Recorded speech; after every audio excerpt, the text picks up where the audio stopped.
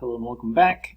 This will just be a quick video on a single example, and we'll graph this rational function. So to begin with, let's make sure that this is completely reduced. The top of the fraction we can see has the factors 2 and x squared, and x can be written as x times x, but we can see all the factors pretty easily on the top. The bottom is a little bit harder, but x squared minus 9, the same thing as x plus 3 times x minus 3. So if we factor the bottom, we can see that the top and the bottom don't have any of the same factors. X plus 3, we can't find that on top, and we can't find x minus 3 on the top either. So this is completely cancelled. This is as reduced as we can make the fraction. So we're good to go. The first thing that we want to do is look for symmetry. And we do that by plugging in negative x into our function. So we'll have 2 times negative x squared divided by negative x squared minus 9. Negative x squared, well, that's just x squared, because the negative signs cancel out.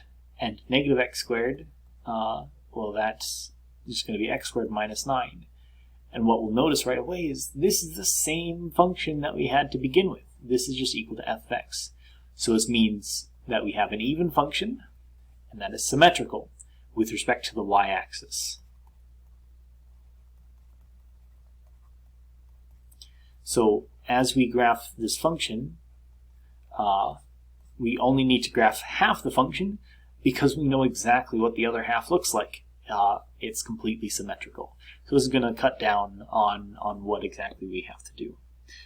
So 2, we want to look for any y-intercepts. So we'll just plug in 0 into our function to get 2 times 0 squared divided by 0 squared minus 9. Well, 2 times 0, well, that's just 2 times 0 times 0, that's just 0. And 0 squared minus 9, well, 0 divided by anything is just 0. So this is going to be the this is going to be the y-intercept.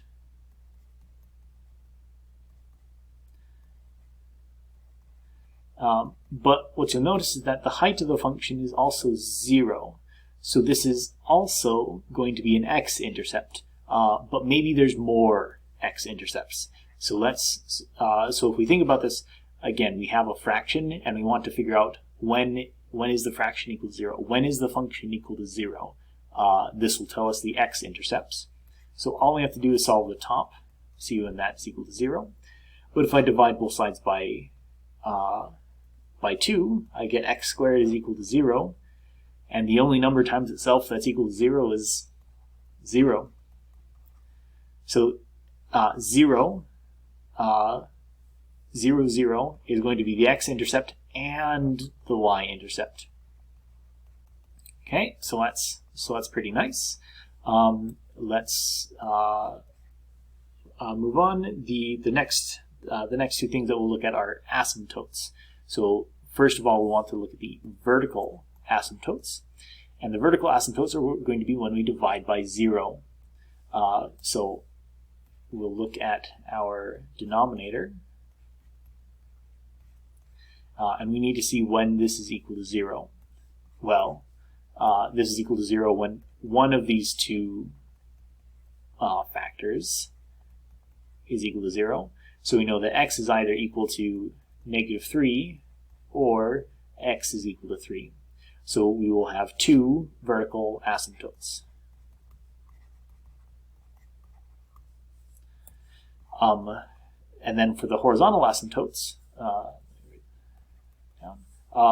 what we do is we look at the top and bottom of the fraction, and we look at their degrees. So the degree of the polynomial on top is 2, because that's the largest power of x on top, and the degree on the bottom is also 2, so they are equal to one another.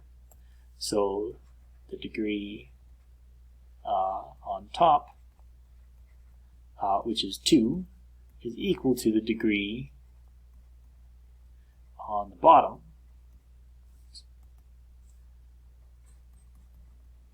which is also 2. So we have a horizontal asymptote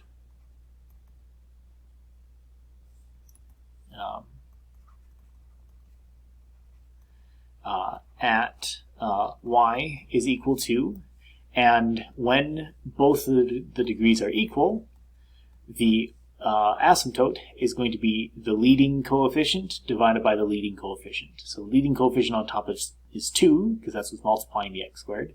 Leading coefficient on the bottom is 1, because that's what's multiplying the x squared. So we're going to have 1 over 2.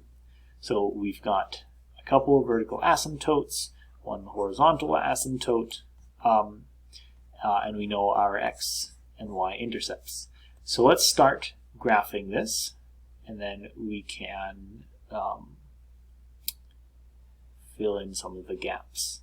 So what I'm going to do is I'm only going to graph what's on the right hand side, because at the end I know that my whole graph has symmetry, so I can just reflect it across. So if I start at 0, I know that at x equals 0, y is equal to 0, and that happens to be the only x-intercept. Next, we have a vertical asymptote at 3.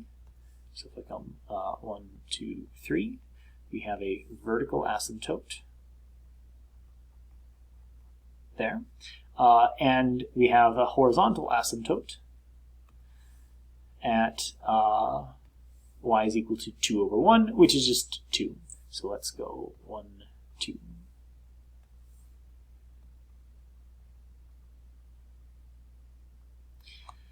So the question is, where's my function going in between here? So what I want to do is I want to look in between my x-intercepts and my vertical asymptotes and see what's happening in between. So we've got a couple of points in here. Let's just plug those in and see what happens. So let's try f of 1. So it's going to be 2 times 1 squared divided by 1 squared minus 9. This was the function. Yes, this was the function. So this is going to be 2 times 1 squared is just 2. 1 squared is 1. Minus 9 is negative 8. It's going to be negative 1/4. Okay, so that's nice. Let's try one more. So we'll have 2 times 2 squared, divided by 2 squared minus 9. 2 times 2 squared is 4. 2 times 2 squared is 8. Divided by, so 2 squared is 4, minus 9 is negative 5. So 8 divided by negative 5, that's between negative 1 and negative 2. So let's plot these points. So we've got, if here's 1, here's 2, our first point is negative 1/4. It's going to be about there. Next point, 8 negative fifths between 1 and 2, so I'll just go about right there. And we can begin to see that this guy is going to be coming down there. So here's where I'm going to start drawing the other side of the function, because I know that my function is completely symmetrical. So if my function does this, on the other side, it's going to do the same thing. If I have a vertical asymptote at 3, I have a vertical asymptote at negative 3. We found this both here and the fact that it has even symmetry. So everything matches. It has even symmetry. We found 2 vertical asymptotes, one on either side. Everything looks good. So let's see what happens over here to the right of our vertical asymptote. So let's just plug in a couple of numbers. So let's try the next one after here. So f is equal to 4.